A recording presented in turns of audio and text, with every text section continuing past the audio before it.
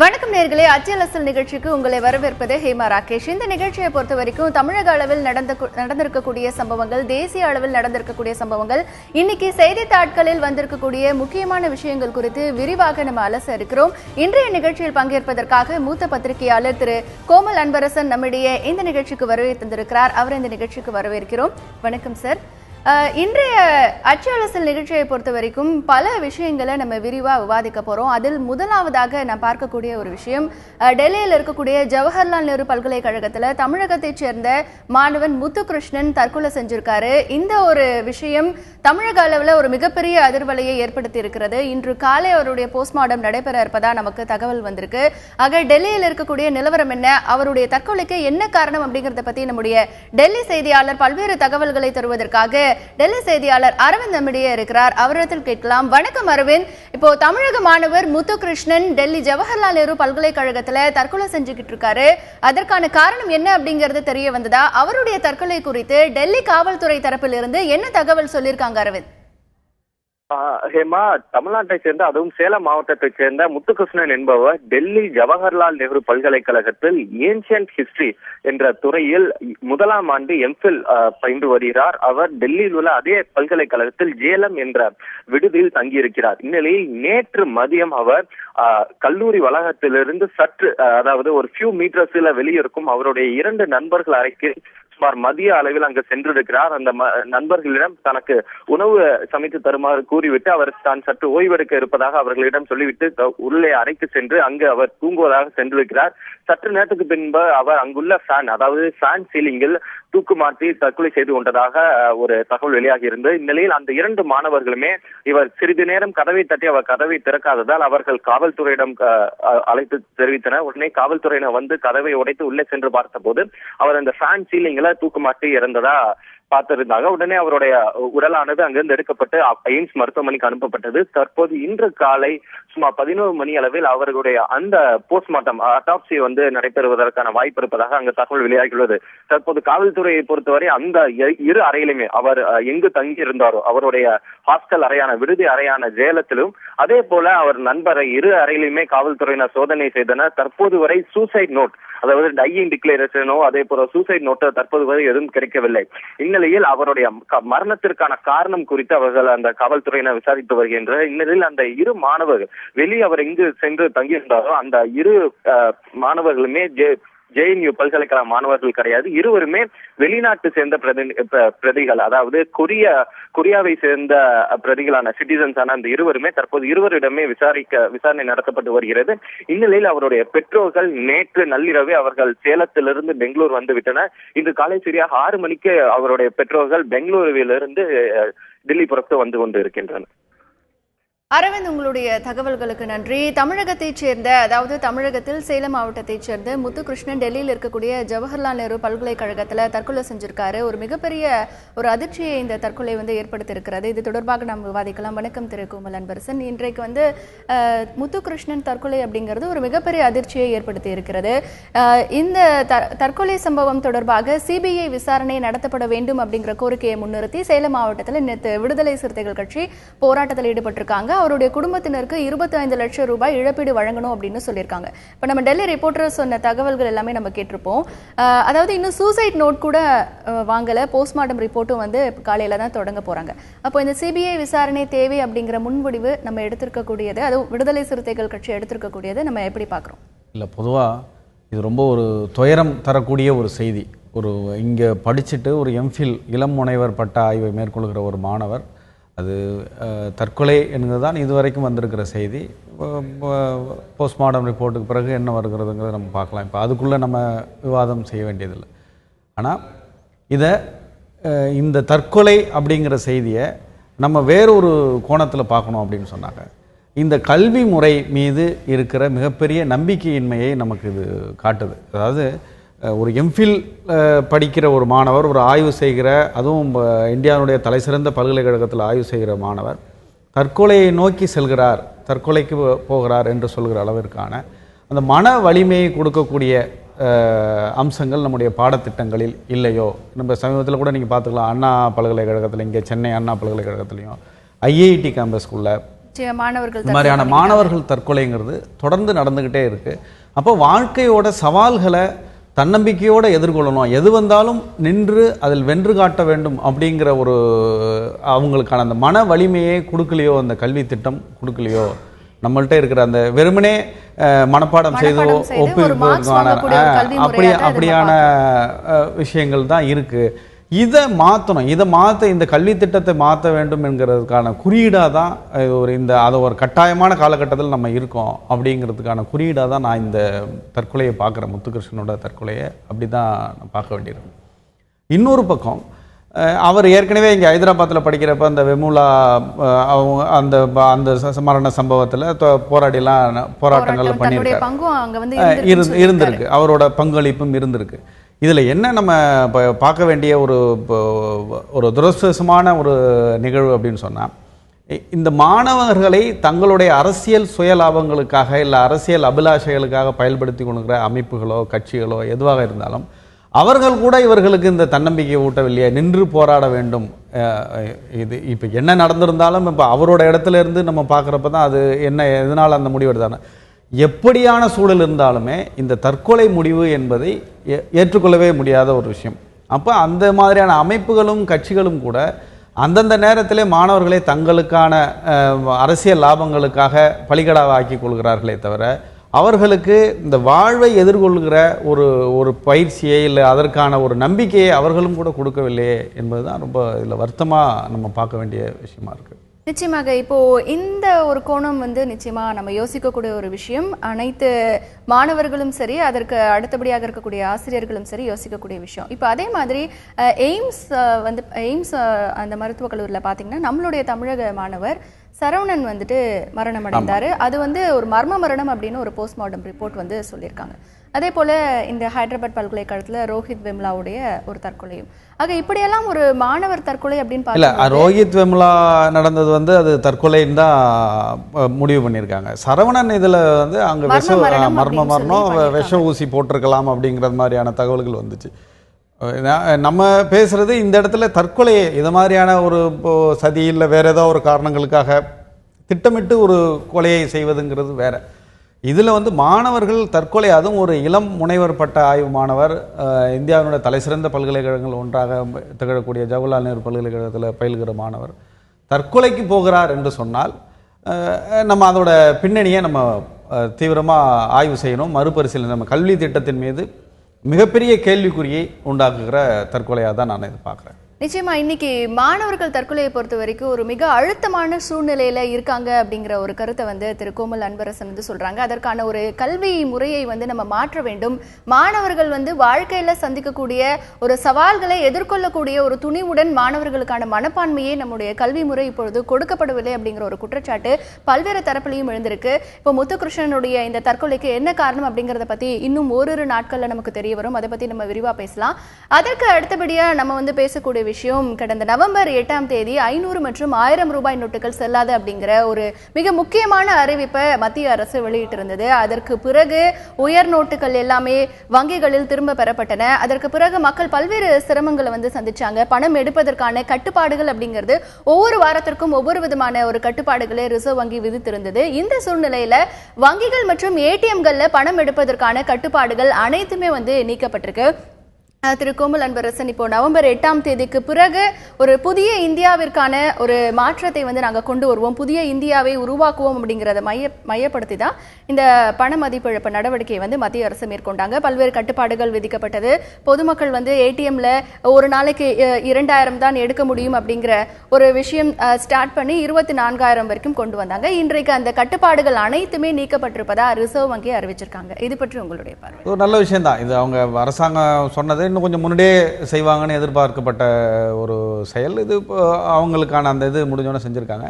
ஆனால் இப்போ அதுக்குள்ளே மக்கள் வேறு மாதிரியான பண பரிவர்த்தனை முறைகளுக்கு ரொம்ப வேகமாக பழகிட்டாங்க அப்படின்னு நான் பார்க்குறேன்.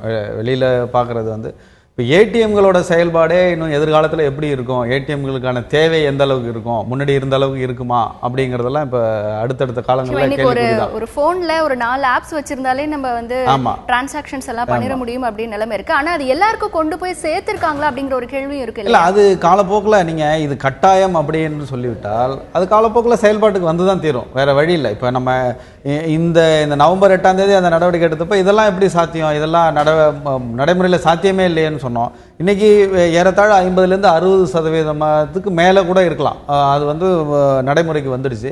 அதான் சொன்னேன், ஏடிஎம்களோட செயல்பாடே எதிர்காலத்தில் இருக்கும். ஏடிஎம்னு ஒன்று தேவையா அப்படிங்கிறது மாதிரி ஆகிடும். இப்போ மூளைக்கு ஏடிஎம்கள் இருக்கிறது வந்து அந்த எண்ணிக்கை குறைந்து போய்விடலாம், அதற்கான தேவையும் குறைந்து போய்விடலாம். அது மாதிரியான ஒரு பண பரிவர்த்தனை முறைக்கு வேகமாக, அது நீங்கள் கட்டாயத்தின் பேரிலோ இல்லை வந்து இதுதான் தேவை இப்படி தான் பண்ணணும்னு அரசாங்கம் சொன்னதுனாலையோ மக்கள் அதை பழகிக்கிட்டாங்க.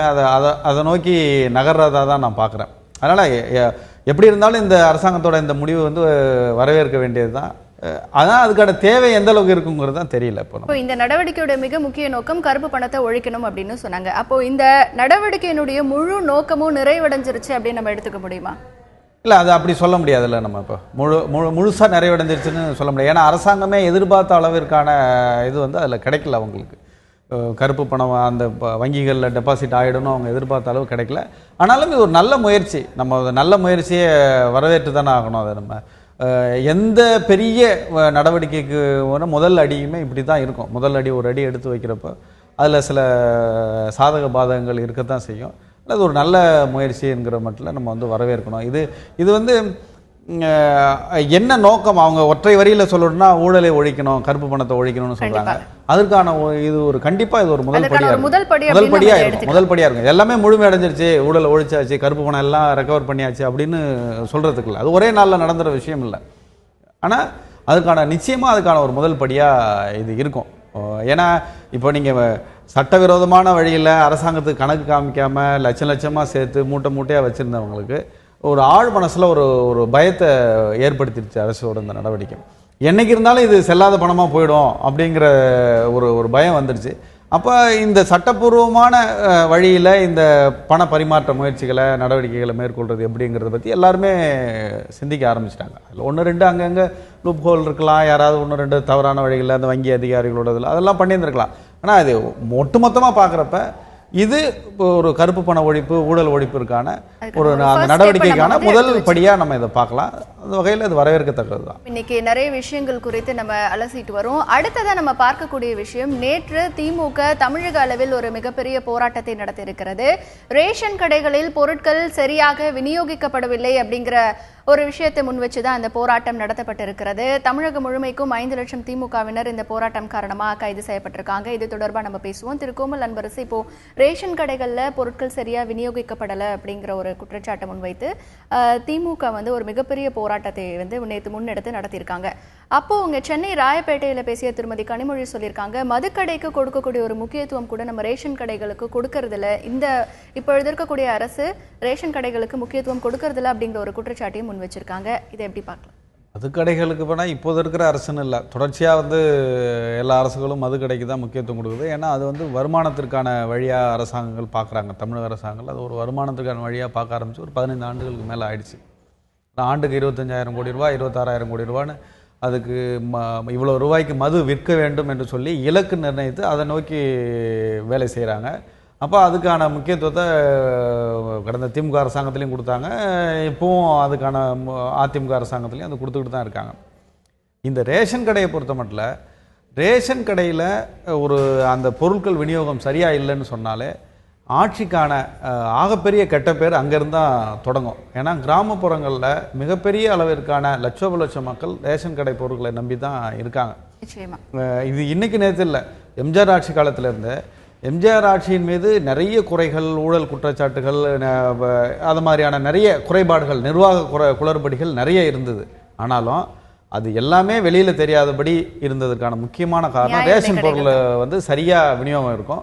அவர் அதில் வந்து ரொம்ப கூடுதல் முக்கியத்துவம் கொடுத்து அதை பார்ப்பார். ஏன்னா நீங்கள் தொடர்ச்சியாக அங்கே வந்து நியாய விலை கடைகளில் எந்த பொருள் தட்டுப்பாடும் இல்லாத அளவுக்கு அவர்கள் பார்த்து கொண்டார்கள். அதனால தான் தொடர்ச்சியாக அடுத்தடுத்த முறை அவங்களால ஆட்சிக்கு வர முடிஞ்சது.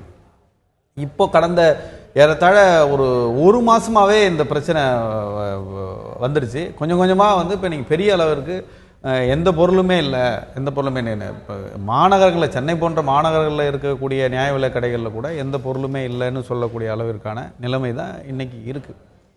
இந்த நம்ம கடந்த ஒரு 2-3 மாதங்களாக இந்த தமிழ்நாட்டில் ஏற்பட்ட அரசியல் சூழல்களால் இதை யாரும் பெரிய அளவிற்கு எடுத்துக்கல.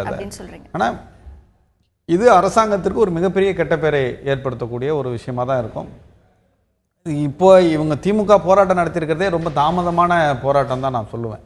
ஆனால் ஒரு எதிர்க்கட்சியாக அவங்க செய்ய வேண்டியதை இப்போ செஞ்சுருக்காங்கிறத நம்ம வரவேற்கணும். ஆனால் இந்த போராட்டம், இந்த கவன ஈர்ப்புங்கிறது ஏறத்தாழ ஒரு மாதமாக இந்த ரேஷன் கடைகளில் பொருட்கள் இல்லை. இவங்க போராட்டம் நடத்தினதுக்கப்புறம் இவர் முதலமைச்சர் எடப்பாடி பழனிசாமி வந்து ஒரு வாரத்தில் இதெல்லாம் சரி செய்வோம் அப்படின்னு சொல்லியிருக்கிறது வந்து அது எந்த அளவுக்கு சரியாக இருக்க முடியும்னு தெரியல. ஓகே, தொடர்ந்து இந்த ஒரு குற்றச்சாட்டு திமுக தரப்பிலிருந்து நேற்று வைக்கப்பட்டு போராட்டமும் முன்னெடுக்கப்பட்டது. அதற்கு முதலமைச்சர் திரு பழனிசாமி இந்த ரேஷன் கடையில் பொருட்கள் விநியோகிக்கப்படுவது குறித்து தன்னுடைய கருத்துக்களை பதிவு செய்திருக்கிறார். அதை பார்க்கலாம். அந்த ஆர்ப்பாட்டம் தேவையற்றது. இன்றைக்கு எல்லா பொது விநியோக திட்டத்தில் ரேஷன் கடையிலும் முழுமையான பொருட்கள் அனைத்தும் கிடைப்பதற்கு அரசு உரிய நடவடிக்கை எடுக்கப்பட்டுகின்றது. பருப்புக்கு 20,000 டன் பருப்பு கொள்முதல் செய்வதற்கு உத்தரவிடப்பட்டு இன்றைக்கு அரசு கொள்முதல் செய்யப்பட்டு வருகின்றன. அதேபோல் இன்றைக்கு பாமாயில் அனைத்து மக்களுக்கும் அனைத்து ரேஷன் கடைகளில் குடும்ப அட்டைதார் அனைவருக்கும் பாமாயில் கிடைப்பதற்கும் அரசு உரிய நடவடிக்கை எடுக்கப்பட்டது. அதுக்குண்டான டெண்டரும் வழங்கப்பட்டு அது நடைமுறைப்படுத்தி விரைவாக அத்தனை குடும்ப அட்டைதாரர்களுக்கும் பருப்பும் பாமாயிலும் வழங்கப்படும். 20,000 மெட்ரிக் டன் இன்றைக்கு வாங்கப்பட்டிருக்கின்றன. இதுவரைக்கும் இவ்வளவு மெட்ரிக் டன் பருப்பு கொள்முதல் செய்யப்படவில்லை. அதிகமான பருப்பு கொள்முதல் செய்யப்பட்டு குடும்ப அட்டைதார் அனைவர்களுக்கும் பருப்பு விநியோகம் செய்யப்படும். முதலமைச்சர் தெரிவித்த கருத்துக்களை பார்த்தோம். திரு கோமல் அன்பரசன், இப்போ முதலமைச்சர் வந்து சொல்லியிருக்காரு, நாங்க வந்து பருப்பை வந்து கொள்முதல் பண்ணல. இது ஒரு நிர்வாக நடைமுறை தொடர்ச்சியாக மக்களுக்கு நியாய விலை கடைகளில் அவங்களுக்கு கிடைக்க வேண்டிய அடிப்படை பொருட்களை தொடர்ச்சியாக வழங்க வேண்டியது ஒரு நிர்வாக நடைமுறை. டெண்டர் கேட்டிருக்கிறதா இருக்கட்டும், நாங்கள் பர்ச்சேஸ் பண்ணியிருக்கோம், பருப்பு இவ்வளோ ரூபா வாங்கியிருக்கோம் அப்படின்னு சொல்கிறதா இருக்கட்டும், எதுவாக இருந்தாலும் இது ஒரு நிர்வாக நடைமுறை. இதை ஏன் இவ்வளோ தாமதப்படுத்தணும்? மக்களை எதுக்கு ஒரு மாதமாக அலைக்கழிக்கணும்? ஒரு பிரச்சனை, ஒரு தேவை வருது, இப்போ இல்லை கொடுக்க முடியலன்னு சொன்னதுக்கப்புறம் ஒரு மாத காலகட்டத்துக்கு பிறகு இந்த நடவடிக்கை அரசாங்கம் எடுத்திருக்கிறது ரொம்ப தாமதமான நடவடிக்கை. அதான் நான் சொன்ன மாதிரி நியாய விலை கடைகளில் சரியாக பொருள் கிடைக்கலன்னா அது அந்த ஆட்சிக்கு ஒரு மிகப்பெரிய பின்னடைவை ஏற்படுத்தக்கூடியதுக்கான தொடக்க புள்ளியாக தான் அது இருக்கும். நிச்சயமா இந்த ரேஷன் கடையில பொருட்கள் முறையா விநியோகிக்கணும் அப்படின்னு போராட்டம் நடத்திய திமுக இன்னொரு விஷயமும் சொல்லியிருக்காங்க. குடிநீர் பிரச்சனைக்காகவும் நாங்கள் அடுத்த கட்டமாக போராட்டம் நடத்துவோம். ஏனென்றால் இன்றைக்கு வடகிழக்கு பருவமழையை பொறுத்த வரைக்கும் தமிழகத்திற்கான அளவு என்பது மிக குறைவாக இருந்திருக்கிறது. இன்றைக்கும் வந்து சென்னையில பாத்தீங்கன்னா குடிநீர் தட்டுப்பாடு அப்படிங்கிறது இப்போ தொடங்கிடுச்சு அப்படின்னு சொல்லலாம். இப்போ மற்ற தமிழகத்தின் பல இடங்களிலும் கூட குடிநீர் பஞ்சம் தொடங்க ஆரம்பித்திருக்கிறது. அப்போ இந்த குடிநீர் பிரச்சனைக்கும் அரசு சரியா நடவடிக்கை எடுக்கலன்னா போராட்டம் நடத்துவோம் அப்படின்னு சொல்லியிருக்காங்க. உங்களுடைய குடிநீர் பிரச்சனைக்கு நடவடிக்கை எடுக்கிறதுங்கிறது ஒரு தொடர்ச்சியான செயல்பாடுங்க. எப்போ குடிநீர் தட்டுப்பாடு வருதோ அப்போ மட்டும் திடீர்னு போய் இப்போ ஒரு கோரிக்கை வைக்கிறதுனாலையோ போராட்டம் நடத்துறதுனாலையோ தண்ணீர் வந்துவிட போகிறதில்ல. ஓகே, ஏறத்தாழ கடந்த 10 ஆண்டுகளுக்கு மேலாக தமிழ்நாட்டில் இருக்கிற நீர்நிலைகள் தூர்வாரப்படலை. ஆறு குளங்கள் எல்லாம் தூர்ந்து போய் கிடக்கு. எந்த இடத்துல தண்ணி சேமிச்சு இதுவரைக்கும் கிடைச்ச தண்ணீரை சேமித்து வைக்கிறதுக்கான வழிமுறைகளை கூட ஒழுங்காக செய்யல. இப்போ அதற்கான நடவடிக்கைகள் தான் தமிழக அரசு ஈடுபட்டிருக்கு. முதலமைச்சர் திரு எடப்பாடி பழனிசாமி அந்த குடிமராமத்து பணிகளையும் தொடங்கி வச்சிருக்காரு. அதையும் நம்ம விரிவாக பேசுறோம். அது நம்ம பேசுறோம். அது வந்து கண்கட்ட பிறகு சூரிய நமஸ்காரம் செய்யற மாதிரி தான், வேற வழி இல்லை. குறைந்தபட்சம் இப்பயாவது ஆரம்பிச்சிருக்காங்களே அப்படின்னு சொல்லி நம்ம மகிழ்ச்சி அடையலாமே தவிர அதுக்கும் கூட காலக்கெடு எதுவும் நிர்ணயிக்கப்படலை. இப்போ குடிமராமத்து பணியை மேற்கொள்வதற்கு காலக்கெடு இந்த மாசத்துலேருந்து இந்த மாசத்துக்குள்ள எல்லா பணிகளையும் நிறைவடைய செய்ய போறோம். இன்னும் 100 கோடி ரூபாங்கிறது வந்து அதுக்கான தொகையா இல்லை, போதுமானதா இருக்காது. இன்னும் அதிகப்படியான தொகை ஒதுக்கணும். அதை வந்து ஒரு போர்க்கால அடிப்படையில் செய்யணும். இப்போ இன்னைக்கு உடனடியாக குடிநீர் வழங்குறதுக்கு அது பயன்படலைன்னு சொல்லலாம். இப்போ நாளைக்கே ஒரு மழை வருது, இப்போ அதை சேமித்து வைக்கிறதுக்கு கூட நம்மள்ட்ட வந்து போதுமான அந்த நீர்நிலைகளை சரியான முறையில் பராமரித்து நம்ம வைக்கல. இப்போ அதனால் இதில் வந்து எல்லாருக்குமே பங்கு இருக்குது வருசலாக. இப்போ தொடர்ச்சியாக வந்து நம்ம இந்த இவ்வளோ நாள் ஆட்சி செய்தவர்கள் எல்லாருக்குமே இதில் பங்கு இருக்குது. நீர்நிலைகளை தான் நம்ம மருத்துவமனைகள் கட்டி வச்சுருக்கோம், நீர்நிலைகளை தான் கல்லூரிகள் கட்டி வச்சுருக்கோம், நீர்நிலைகளை தான் பட்டா போட்டு வீட்டு மனைகளாக மாற்றி வச்சுருக்கோம். அப்போ எங்கே நம்ம தண்ணீரை சேமித்து வைக்கிறதுக்கு நிலத்தடி நீர் மட்டம் கீழே போய்கிட்டே இருக்குது, வேகமாக கீழே போய்கிட்டே இருக்குது. அதுக்கெல்லாம் காரணம் இந்த நீர்நிலைகளை பராமரித்து வைக்காதான். நீங்கள் ஆறுகள்லாம் போய் பார்த்தீங்கன்னா காவிரி, குறிப்பாக காவிரி டெல்டாவில் எடுத்து பார்த்தீங்கன்னா மேலேருந்து ஹெலிகாப்டர்லேருந்து பார்க்குறப்ப அந்த 25,000 கிலோமீட்டர் தூரத்திற்கு வந்து அந்த நீர்நிலைகள் இருக்கும். ஒரு மிகப்பெரிய நரம்பு வலை பின்னல் மாதிரி அந்த நீர்நிலைகள் அவ்வளோ அழகாக இருக்கும் தூர்வாரி பார்க்குற காலத்தில் பார்த்தீங்கன்னா. இப்போ பார்த்தீங்கன்னா எல்லாம் புதர் மண்டி போய் அந்த காட்டாமணுக்கு செடிகள் மண்டி போய் நீர்நிலைகள் இங்கே இருந்ததா, அந்த இடத்துல ஆறு இருந்ததா, அந்த இடத்துல குளம் இருந்ததான்னு சொல்கிற அளவுக்கான ஒரு துர்பாக்கியமான சூழல் தான் இருக்குது. குறைஞ்சபட்சம் எப்பயாவது ஆரம்பிச்சிருக்காங்களே அரசாங்கம், 100 கோடி ரூபாயில கிட்டத்தட்ட 1519 பணிகள் வந்து தொடங்கப்பட்டிருக்கு. இப்போ அந்த பணிகளை பொறுத்த வரைக்கும் அந்தந்த கிராமங்களில் இருக்கக்கூடிய இந்த விவசாயிகள் மற்றும் அந்த பாசனக்காரர்கள் எல்லாருமே சேர்ந்துதான் இந்த பணிகளை வந்து தொடங்க போறாங்க. அது எந்த அளவுக்கு வந்து ஒரு கிராம மக்கள் இடத்துல ஒரு வரவேற்பை பெறும்? ஏன்னா நம்மளுடைய கிராமம், நம்மளுடைய ஏரி, நம்மளுடைய குளம் அப்படிங்கிற ஒரு மனப்பான்மை அவங்களுக்கு இருக்கும். அப்ப பணிகள் விரைவா நடப்பதற்கான வாய்ப்புகள் இருக்கு. அப்படிதான் இருந்ததுங்க. மன்னராட்சி காலத்துல இருந்து தமிழ்நாட்டில் வந்து நீர் மேலாண்மை அல்லது நீர் பாசன மேலாண்மை அப்படின்னு சொல்றது வந்து ரொம்ப முக்கியத்துவம் வாய்ந்ததாக, அதுக்கு கூடுதல் முன்னுரிமை கொடுத்தாங்க. ஆட்சியாளர்கள் எல்லாருமே கூடுதல் முன்னுரிமை கொடுத்தாங்க. ஒரு வீட்டுக்கும் ஒருத்தர் வந்து அந்த குடிமராமத்து பணிகளில் ஈடுபடணும். எந்த வீட்டிலேருந்து பங்கெடுக்க முடியலையோ அவங்க வந்து அதற்கான தொகையை வந்து கொடுக்கணும், பணமாக கொடுக்கணும் அப்படிங்கிறது மன்னராட்சி காலத்திலேருந்து இருந்த நடைமுறை. இந்த பொதுப்பணித்துறைன்னு ஒன்று வந்து அதை வந்து ஒப்பந்த அடிப்படையில் நீங்கள் கொடுக்க ஆரம்பித்த பிறகு தான் மக்கள் வந்து எங்களுக்கும் அதுக்கும் சம்மந்தம் இல்லையோங்கிற மாதிரி மக்களை விலக்குனது இவங்க தான். மக்கள் ஒதுங்கலை, மக்களை விலக்குனது இவங்க தான். அதிலிருந்து ஆட்சியாளர்களும் அதிகாரிகளும் தான் மக்களை விலக்குனாங்க. அந்த இதுலேருந்து நீங்கள் உங்களுக்கு அதுக்கும் சம்மந்தம் இல்லை, நாங்கள் பார்த்துக்குறோம் அப்படின்னு சொல்லி ஒதுக்குனாங்க. இப்போது கொஞ்சம் கொஞ்சமாக அப்படியே பண்ணிகிட்டே வந்து இப்போ எந்த இடத்துல நிற்கிதுன்னா, அதாவது அதுக்கான ஒப்பந்தத்தை விடுவாங்க, டெண்டர் கால்ஃபர் பண்ணுவாங்க. டெண்டர் கால்ஃபர் பண்ணதுக்கப்புறம் டெண்டர் எடுப்பாங்க. இந்த ஆறில் இவ்வளோ தூரத்தில், இந்த இடத்துலேருந்து இவ்வளோ தூரம் இதில் நாங்கள் தூர்வாடுறோம் அப்படின்னு சொல்லி எடுப்பாங்க.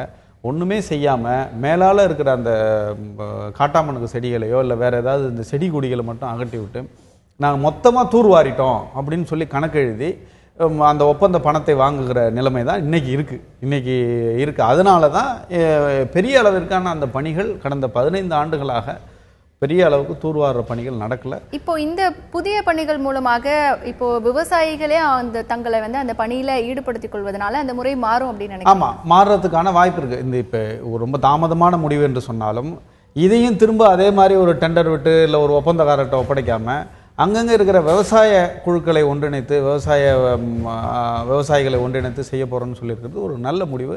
அதை ஆக்கப்பூர்வமாக தெளிவாக அதில் வந்து தேவையற்ற ஊழலுக்கோ இல்லை அது இது மாதிரி நான் இப்போ சொன்னேன், செய்யாத ஒரு வேலையை செய்ததாக கணக்கு காட்டி பணம் வாங்குகிற வேலையோ செய்யாமல் உண்மையாக உளப்பூர்வமாக செஞ்சால் மட்டும்தான் அடுத்தடுத்த காலங்களில் ஏற்பட போகிற தண்ணீர் பிரச்சனையிலிருந்து தப்பிக்கிறதுக்கான வழியாக இருக்கும். அது நிச்சயமா தமிழகத்தை பொறுத்த வரைக்கும் ஏற்கனவே வறட்சியினால பல்வேறு பாதிப்புகளை நம்ம தொடர்ந்து சந்திச்சுட்டு வரோம். வறட்சியின் காரணமாக விவசாயிகளின் தற்கொலையும் வந்து நம்ம அதிகமாக பார்த்துக்கிட்டு இருக்கோம். அந்த வகையில் இந்த குடிமராமத்து பணிகள் என்பது அனைவரும் ஒன்றிணைந்து செய்யக்கூடிய ஒரு பணியாக இருக்கிறது. தமிழகத்தை பொறுத்தவரை பொதுப்பணித்துறையின் கணக்கீட்டின்படி 16,000 ஏரிகள் வந்து தமிழகத்தில் இருக்கு. அந்த ஏரிகள் முழுமைக்கும் தூர்வாரப்பட்டு நீர் முழுமையாக நிரம்பி இருந்தால் தமிழகத்திற்கான ஒரு தண்ணீர் தேவையை பிற மாநிலங்களிலிருந்து நாம் எதிர்பார்க்கக்கூடிய ஒரு சூழ்நிலையும் நமக்கு இருக்கு. ஆக இந்த பணிகள் எல்லாம் எப்படி நடைபெற போகின்றன என்பதை நாம் பொறுத்திருந்து பார்க்க வேண்டும். தமிழக அளவில் மற்றும் தேசிய அளவில் நடந்த பல்வேறு சம்பவங்கள் பற்றி விரிவா நம்ம அலசிக்கிட்டு இருக்கோம். அடுத்ததா நம்ம பார்க்கக்கூடிய மிக ஒரு முக்கியமான விஷயம் அப்படின்னு பார்த்தா,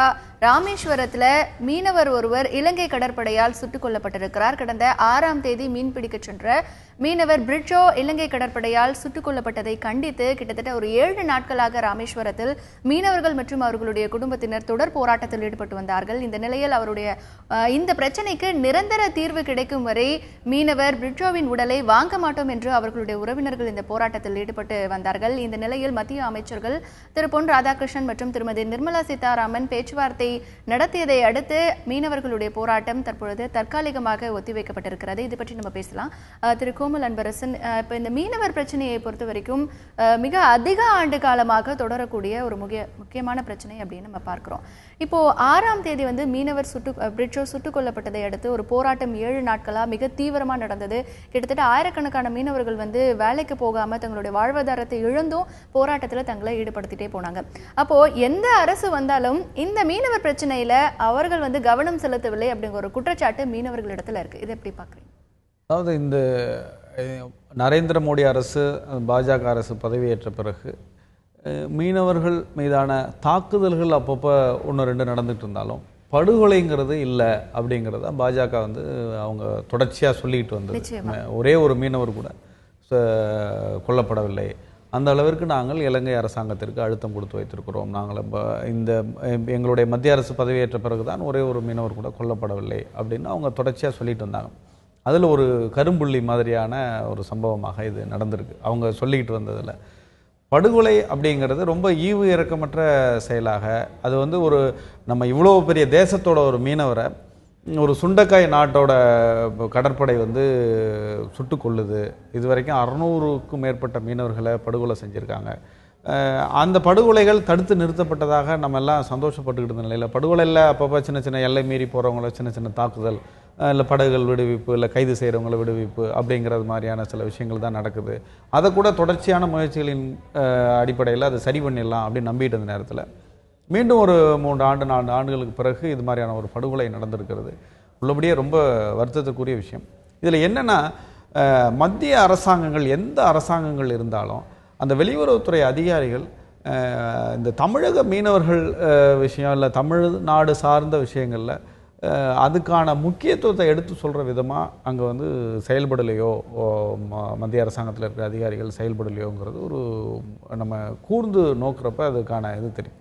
இப்போ இதே கேரளாவில் ஒரு விஷயம் நடந்திருந்தது, கர்நாடகாவில் ஒரு விஷயம் நடந்திருந்தது, ஆந்திராவில் ஒரு விஷயம் நடந்ததுன்னா அதற்கு கொடுக்குற முக்கியத்துவம் தமிழ்நாட்டு மீனவர்கள் இல்லை தமிழ்நாடு சார்ந்த விஷயங்கள்ல நம்ம ஒரு சம்பவத்தை கூட சொல்லலாம். கேரளாவில் வந்துட்டு அந்த இத்தாலி கடற்படையினர் கேரள மீனவர்களை வந்து தாக்கிய பொழுது உடனடியாக அந்த அதிகாரிகள் வந்து மிக தீவிரமா செயல்பட்டாங்க. என்ன காரணம்னா, கேரளாவை சார்ந்த அதிகாரிகள் அங்க வந்து முடிவெடுக்கிற இடங்களில், தீர்மானிக்கிற இடங்களில் கேரளாவை பூர்வீகமாக கொண்ட, கேரளாவை சொந்த மாநிலமாக கொண்ட அதிகாரிகள் மத்திய அரசாங்கத்துடைய எல்லா துறைகளிலும் இருக்கிறார்கள்.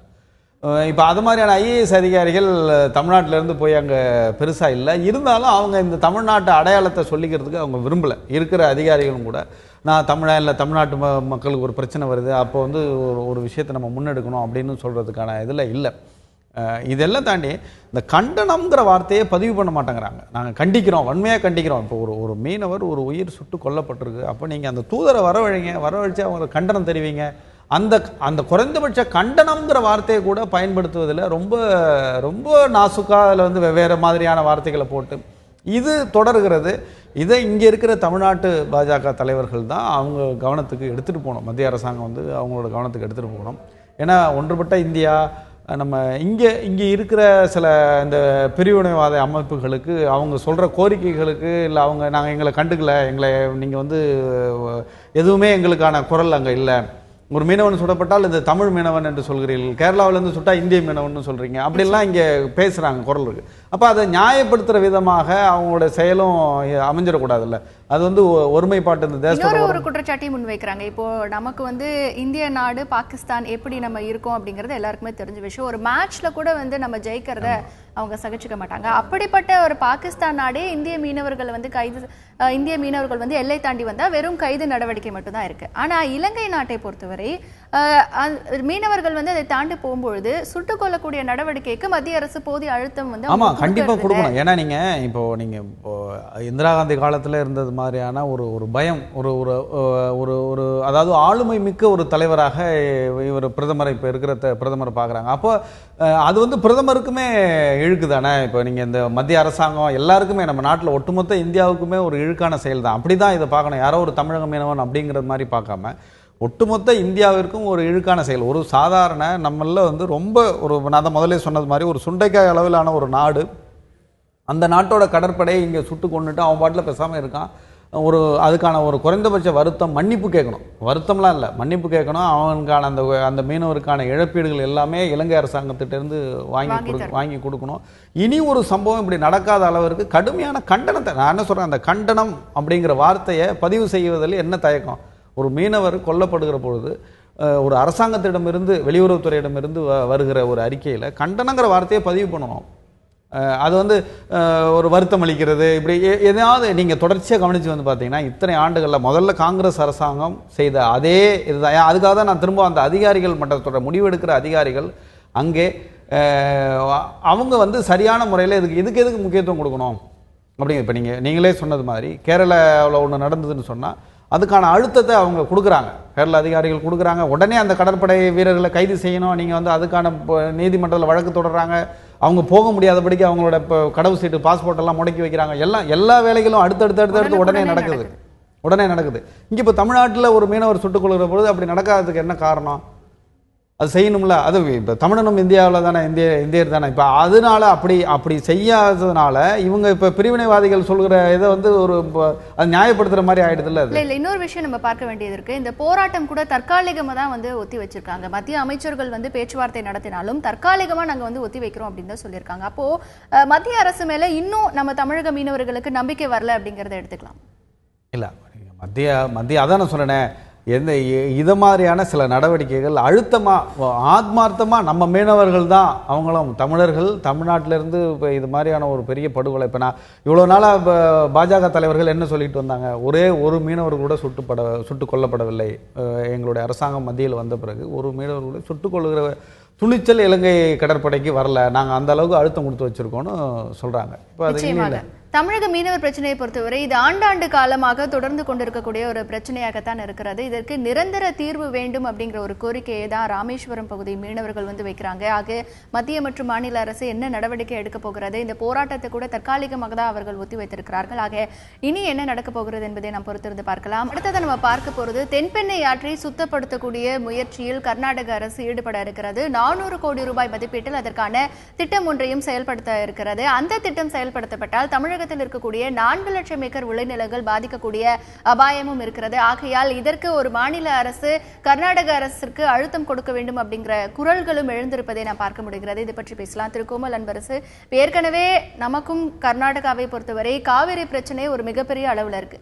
அடுத்து இந்த மேகதாது அணை கட்டும் விவகாரமும் ஒரு மிகப்பெரிய அளவில் இருக்கு. இந்த நிலையில தென்பெண்ணை ஆற்றை சுத்தப்படுத்தக்கூடிய முயற்சியிலும் கர்நாடக அரசு இறங்க போவதாகவும் 400 கோடி ரூபாய் மதிப்பீட்டில் அந்த திட்டம் செயல்படுத்த போவதாகவும் சொல்லியிருக்காங்க. அப்போ தமிழகத்திற்கான பாதிப்புகள் என்பது அதிக அளவில் இருக்கு. ஏன்னா தென்பெண்ணை ஆறை பொறுத்த வரைக்கும் ஒரு 6 மாவட்டங்களுக்கான ஒரு குடிநீர் ஆதாரமாகவும் விளைநிலங்களுக்கான ஒரு நீர் ஆதாரமாகவும் பார்க்கப்படுகிறது. அப்போ இதற்கு வந்து மாநில அரசு இந்த நடவடிக்கை எதிர்க்க என்ன மாதிரியான அழுத்தம் கொடுக்கணும்னு நினைக்கிறேன். அதாவது இது சுத்தப்படுத்தும் தென்பெண்ணை ஆற்றை சுத்தப்படுத்தும் திட்டம் அப்படின்னு சொல்கிறத நான் ஏற்றுக்க மாட்டேன். என்னென்னா காவிரிக்கு தமிழ்நாட்டிற்கு வருகிற தண்ணீரை, அதாவது கழிவு நீராக இருந்தால் கூட அதையும் தமிழ்நாட்டிற்குள் விடக்கூடாது அப்படிங்கிற முயற்சியாக தான் கர்நாடக அரசினுடைய முயற்சியாக தான் இதை பார்க்கணும். என்னென்னா பெங்களூர் நகரத்தோட இப்போ தென்பெண்ணை மட்டும் இல்லை, விருஷ்பா ஆறு, தென்பெண்ணை, காவிரி 3லுமே கழிவு நீரை அதிக அளவுக்கு திறந்து விடுறாங்கிறது பல ஆண்டுகளாக இருக்கிற குற்றச்சாட்டு. இது தொடர்பாக தமிழக அரசு உச்சநீதிமன்றத்தில் தனி வழக்கு, காவிரி பிரச்சனையே இல்லாமல் இதுக்கான தனி வழக்கும் தொடர்ந்துருக்காங்க. நடுவர் மன்றம் சொன்னாலும் நாங்கள் தண்ணி கொடுக்க மாட்டோம், உச்சநீதிமன்றம் சொன்னாலும் தண்ணீர் கொடுக்க மாட்டோம், இப்போ மத்திய அரசாங்கம் சொன்னாலும் தண்ணீர் கொடுக்க மாட்டோம் அப்படின்னு சொல்கிறவர்கள் கணக்கு காண்பிப்பதற்காக இந்த கழிவு நீரை காலையில் பெங்களூர் நகரத்து கழிவறைகளிலிருந்து வெளியேறுகிற தண்ணீரை மாலையிலே தமிழ்நாட்டு மக்களுக்கான குடிநீராக கொடுத்து நாங்கள் இவ்வளோ தண்ணி கொடுத்துருக்கோம் அப்படின்னு சொல்லி அந்த கழிவு நீரை நமக்கு கொடுத்து அதில் ஒரு கணக்கு காமிக்கிறாங்க, இத்தனை டிஎம்சி தண்ணி கொடுத்துருக்கோம் அப்படின்னு சொல்லி கணக்கு காமிக்கிறாங்க. இப்போ சமீபத்தில் அந்த தண்ணீரை எடுத்து பெங்களூரில் இருக்கிற ஒரு நிறுவனமே ஆய்வுக்கு உட்படுத்திய போது அதில் மிகப்பெரிய அளவிற்கு நச்சு பொருட்கள், நச்சு கழிவுகள் இருப்பதாக, அது வந்து குடிக்க தகுதியற்ற, குடிக்கிறதுக்கு மட்டும் இல்லை வேறு எதுவும் செய்யறதுக்கும் தகுதி இல்லாத தண்ணீர் அது அப்படிங்கிறது கண்டுபிடிச்சிருக்காங்க. கர்நாடக அரசாங்கமே, கர்நாடக நீர்ப்பாசனத்துறை அமைச்சரே அதை வந்து சட்டசபையில் சொல்லியிருக்காரு. இப்போது இந்த திட்டத்தை எப்படி பார்க்கணுன்னா, அந்த கழிவு நீரை கூட நாங்கள் கொடுக்க தயாரில்லை அப்படிங்கிறதுக்கான முயற்சியை தான் இவங்க பண்ணுறாங்க. இப்போ தென்பெண்ணை ஆறில் வர்ற தண்ணி இங்கே நமக்கு 5-6 மாவட்டங்களுக்கு அவசியம் தேவைப்படுகிறது. தமிழ்நாட்டில் ஒரு நீண்ட தூரம் ஓடுகிற ஆறுகளில் ஒன்று தென்பெண்ணை அப்படின்னு நம்ம சொல்லிகிட்டு இருந்தாலும் அதில் வர்ற தண்ணியை கூட கொடுக்க மனசு இல்லாமல் தான் இந்த நடவடிக்கை எடுக்கிறாங்க. அதாவது சுத்திகரித்து அந்த சுத்திகரிக்கப்பட்ட தண்ணியோ இல்லை தூய்மைப்படுத்தப்பட்ட தண்ணியோ நமக்கு கொடுக்கறதுக்காக அவங்க அந்த வேலையை செய்யல, அவங்க பயன்பாட்டுக்காக திரும்பவும் அவங்க கர்நாடக மாநில பகுதிகளுக்கு கொண்டு போய் சேர்ப்பதற்காகத்தான் இந்த திட்டத்தை செயல்படுத்துகிறார்கள். இதில் அடுத்தடுத்து நீங்கள் பார்த்தீங்கன்னா மேகதாது, அதில் 5000 கோடி ரூபாய்க்கு மேலே செலவிட்டு அதில் ஒரு அணைகளை கட்டுவதற்கான, அது கடைசி அர்காவதி தான் கடைசி நதி, காவிரியில் கலக்கிற கடைசி துணை ஆறு காவிரிக்கு பங்களிப்பு செய்கிற பெரிய அளவிலான துணை ஆறுங்கிறது அர்க்காவதி தான் நம்ம தமிழ்நாட்டு எல்லைக்கு முன்பு. அந்த அர்க்காவதிக்கு பக்கத்திலேயே இந்த மேகதாது அணைகளை கட்டி, அதாவது அங்கிருந்து வருகிற ஒரு சொட்டு தண்ணீர், இப்போ தண்ணி வரல இப்போ கொடுக்கல, நமக்கு கொடுக்க வேண்டிய 205 டிஎம்சி தண்ணி வரல அப்படின்லாம் நம்ம சொல்லிட்டு இருக்க நேரத்தில் அந்த தண்ணீரையும் கடைசி சொட்டு தண்ணீரையும் தமிழ்நாட்டுக்கு கொடுத்து விடக்கூடாதுங்கிறதா மேகதாது திட்டத்தை செயல்படுத்துகிறாங்க. அடுத்தது கழிவு நீரை அனுப்பி இங்கே அதையும் கணக்கு காட்டிகிட்டு இருந்தவங்க அந்த கழிவு நீரையும் தடுத்து செயல்படுத்துவதற்கான திட்டங்களை வகுக்கிறார்கள். இப்போது இதில் மொத்தமாக ஒரு வஞ்சத்தை, ஒரு வெறுப்பை அதைத்தான் பார்க்க முடியுது. இதை தாண்டி பன்னாட்டு அளவில் செயல்படுத்துகிற எந்த நதிநீர் ஒப்பந்த விதிமுறைகளையும் நாங்கள் செயல்படுத்த மாட்டோம் அப்படின்னு ஒரு விடாப்பிடியாக. இப்போ நீங்கள் முதல்ல சொன்னீங்கல்ல, இந்தியாவுக்கும் பாகிஸ்தானுக்கும் நம்ம அந்த மீனவர் பிரச்சனையில் பேசணும்ல, இந்தியாவிற்கும் பாகிஸ்தானுக்கும் சிந்து நதி ஒப்பந்தத்தில் அழகாக இன்னைக்கு வரைக்கும் நமக்கு கடந்த 70 ஆண்டுகளாக மிகப்பெரிய தலைவலியாக இருக்கிற பாகிஸ்தானோட கூட நம்ம தண்ணியை ஒழுங்காக பகிர்ந்துக்கிட்டு இருக்கிறோம். ஆனால் கர்நாடகாவுக்கும் தமிழ்நாட்டிற்கும் அது சாத்தியப்படவில்லை. நிச்சயமாக இந்த சூழ்நிலையில நம்ம நீர் மேலாண்மை பத்தியும் மிக அதிக அளவிலான ஒரு ஆய்வுகளையும் அது தொடர்பான ஒரு விழிப்புணர்வையும் மக்களிடத்துல ஏற்படுத்தக்கூடிய கட்டாயத்துல இருக்கும் அப்படிங்கறத நம்ம புரிஞ்சுக்க முடியுது. ஏன்னா தமிழகத்தை பொறுத்தவரை இப்பொழுது இருக்கக்கூடிய ஒரு சூழ்நிலை வரைக்கும் தண்ணீருக்காக பிற மாநிலங்களை கையேந்தி நிற்கக்கூடிய ஒரு நிலைதான் இருக்கிறது. இப்ப கேரளாவில் இருக்கக்கூடிய முல்லை பெரியாறிலிருந்து தண்ணீர் திறந்து விட வேண்டும் அப்படிங்கிற ஒரு கோரிக்கை தேனி மாவட்ட விவசாயிகளிடத்துல இருக்கு. கர்நாடகாவிலிருந்து காவிரி நீரை திறந்து விட வேண்டும் அப்படிங்கிற ஒரு கோரிக்கை நம்ம தமிழகத்துல இருக்கு. இப்படி ஒரு பக்கம் ஒரு சூழல் இருக்க, தமிழகத்துல நீண்ட கால அடிப்படையிலான ஒரு நீர் மேலாண்மை திட்டத்தை செயல்படுத்துவதற்கான முழு முயற்சியை அரசு எடுக்க வேண்டும். அதே போல நீர் மேலாண்மை குறித்த ஒரு விழிப்புணர்வு மக்களிடத்திலும் ஏற்படுத்த வேண்டும் அப்படிங்கிற ஒரு கோரிக்கை தான் பல்வேறு தரப்பிலிருந்து எழுவதை பார்க்க முடிகிறது. இன்றைய அச்சு அரசல் நிகழ்ச்சியில் பல்வேறு விரிவான ஒரு சம்பவங்களை நம்ம பார்த்தோம். இந்த நிகழ்ச்சியில் பங்கேற்று தன்னுடைய கருத்துக்களை முன்வைத்த திரு கோமல் அன்பரசன் அவர்களுக்கு நன்றி. மீண்டும் அச்சு அரசல் நிகழ்ச்சியில் சந்திக்கலாம். அதுவரை தொடர்ந்து இணைந்திருங்கள் தந்தி தொலைக்காட்சியுடன்.